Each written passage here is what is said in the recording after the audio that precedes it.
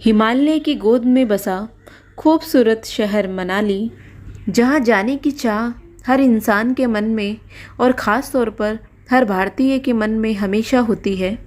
और यहाँ आने की चाह किसी भी मायने में गलत नहीं है, क्योंकि यहाँ आकर प्रकृति की जो सुंदरता और पहाड़ी लोगों की जीवन शैली, संस्कृति देखने और महसूस करने का मौका मिलता है, वो शायद और कहीं नहीं है। तो चलिए मनाली को थोड़ा और करीब से जानते हैं। हमने मनाली की ट्रिप कुरुक्षेत्र से शुरू की थी, जो कि सांस्कृतिक रूप से भारत का सबसे प्रमुख शहर है, क्योंकि शास्त्रों के अनुसार माना जाए तो यहीं भगवान श्री कृष्ण ने गीता का ज्ञान अर्जुन को दिया था। कुरुक्षेत्र के ब्रह्म सरोवर में हर साल दिसंबर के आसपास यहाँ इंटरनेशनल गीता महोत्सव मनाया जाता है, जहाँ बड़ी तादाद में लोग देश विदेशों से आते हैं। कुरुक्षेत्र से मनाली का डिस्टेंस तकरीबन 380 किलोमीटर है। भारत के अलग अलग कोनों से आने वाले सैलानियों के लिए एडवाइजेबल है कि वो चंडीगढ़ या दिल्ली फ्लाइट या ट्रेन से आकर वहां से वाया टैक्सी या बस से मनाली तक पहुंच सकते हैं। जैसा कि हमने बताया, हमने अपना सफ़र कुरुक्षेत्र से स्टार्ट किया है, पर हम कुरुक्षेत्र और उसके आसपास घूमने वाली जगहों के बारे में किसी और वीडियो में डिस्कस करेंगे, क्योंकि हमने ये शॉर्ट ट्रिप वीकेंड के लिए प्लान किया था। हमने जो रूट लिया था वो कुरुक्षेत्र से अंबाला, कीरतपुर साहिब, बिलासपुर, मंडी से कुल्लू मनाली के लिए जाएगा। पर अगर आप इस ट्रिप को लॉन्ग ट्रिप में एंजॉय करना चाहते हैं तो इस रूट पर बहुत कुछ एंजॉय किया जा सकता है, जिसके लिए इस रूट की चर्चा हम वीडियो के आखिरी में करेंगे। अब हम पहुंच गए हैं स्वारघाट। यहीं से हिमाचल के घुमावदार और पहाड़ी रास्तों की शुरुआत होती है। जैसे ही आप बिलासपुर के आसपास पहुंचेंगे, आपको रोड के एक साइड व्यास नदी बहती हुई नज़र आएगी, जो मनाली तक आपका साथ देगी। व्यास नदी के किनारे किनारे कुल्लू से मनाली तक का रास्ता बहुत ही खूबसूरत और सुंदर नज़ारों से भरा पड़ा हुआ है। अब हम गुजर रहे हैं एक बहुत ही खूबसूरत शहर सुंदरनगर के पास से। सुंदरनगर मंडी में स्थित एक छोटा सा टाउन है, जहां व्यास नदी के ऊपर एक बहुत ही अच्छा डैम बना हुआ है और ये एक प्लेन घाटी है पूरे रास्ते में। आप चाहे तो यहाँ रास्ते में रुककर स्नैक्स या चाय का आनंद ले सकते हैं और यहाँ बहुत अच्छे रेस्टोरेंट भी अवेलेबल हैं। मनाली पहुँचने के बाद मनाली में स्टेइंग के लिए बहुत सारे ऑप्शन अवेलेबल होते हैं। मनाली की फेमस मॉल रोड के आसपास बहुत सारे होटल्स और रिसॉर्ट्स होते हैं, जो हर रेंज में अवेलेबल हैं। अगर आप मनाली का ज़्यादा मज़ा लेना चाहते हैं तो बहती हुई नदी के दोनों तरफ जो होटल्स और रिसॉर्ट्स अवेलेबल हैं, वहाँ रुक सकते हैं। वहाँ रुकने का मज़ा अपने आप में अनूठा है। सुबह सुबह होटल की बालकनी से बहुत ही सुंदर नज़ारा दिख रहा था और उसके बाद नाश्ता कर हम मनाली घूमने के लिए निकल गए। मनाली आने के बाद यहाँ का मेन अट्रैक्शन है यहाँ के बर्फ़ से ढके पहाड़ों का मज़ा लेना। तो हम भी उसी मज़े को एंजॉय करने के लिए चल पड़े हैं सोलंग वैली की ओर, जो कि टूरिस्ट का बेस्ट डेस्टिनेशन पॉइंट है। यहाँ बहुत सारी स्नो एक्टिविटीज़ और गेम्स अवेलेबल हैं, जिसका मज़ा ज़रूर लें।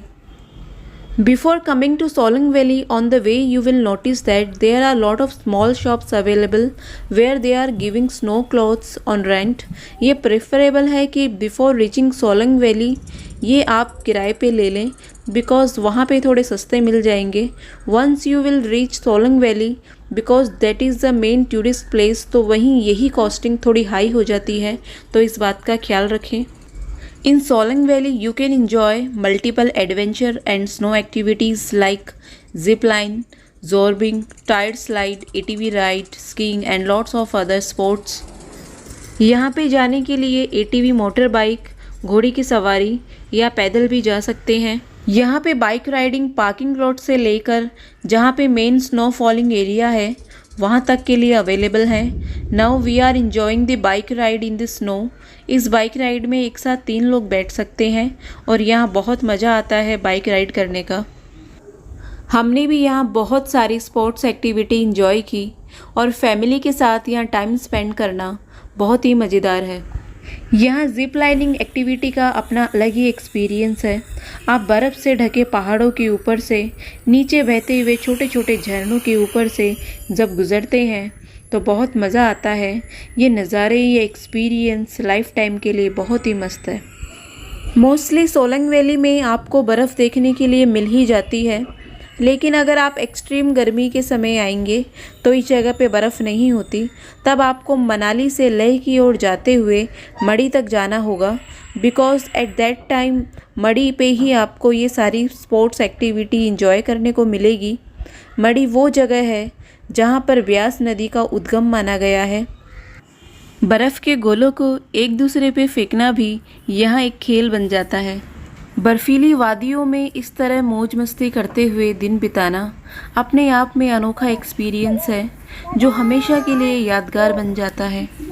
After enjoying almost a day in Solang Valley and spending a night at Mall Road, next day we will start our trip for other destinations of Manali. Manali के main attractions में से एक Hadimba temple बहुत ही ब्यूटीफुल है। मंदिर परिसर चारों ओर से ऊंचे ऊंचे देवदार पेड़ों से घिरा हुआ है। महाभारत के पांडवों में से एक भीम की पत्नी हडिम्बा को समर्पित है ये मंदिर। अब है मनु मंदिर। ये प्राचीन मंदिर ऋषि मनु को समर्पित है। It's 3 kilometre from mall road.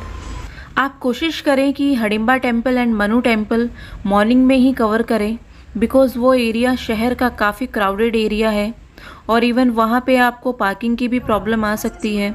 So try to visit these 2 places early in the morning and enjoy the beautiful sight, especially at Hidimba Temple.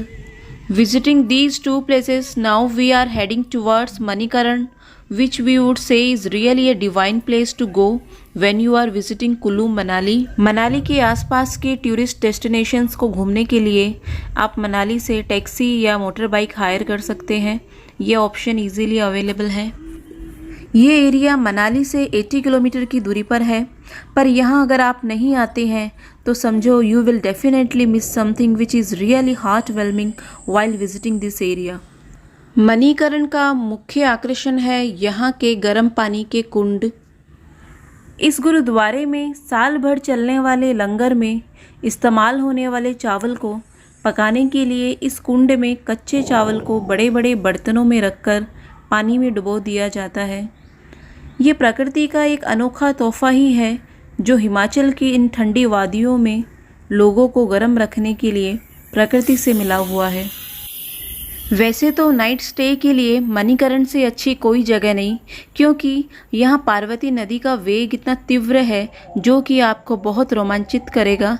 लेकिन इसके बाद भी अगर आपको कैंपिंग का मज़ा लेना है तो मणिकरण से 4 किलोमीटर पहले कसोल वैली बहुत खूबसूरत जगह है, जहाँ कैंपिंग प्रोवाइड कराई जाती है अलोंग साइड रिवर।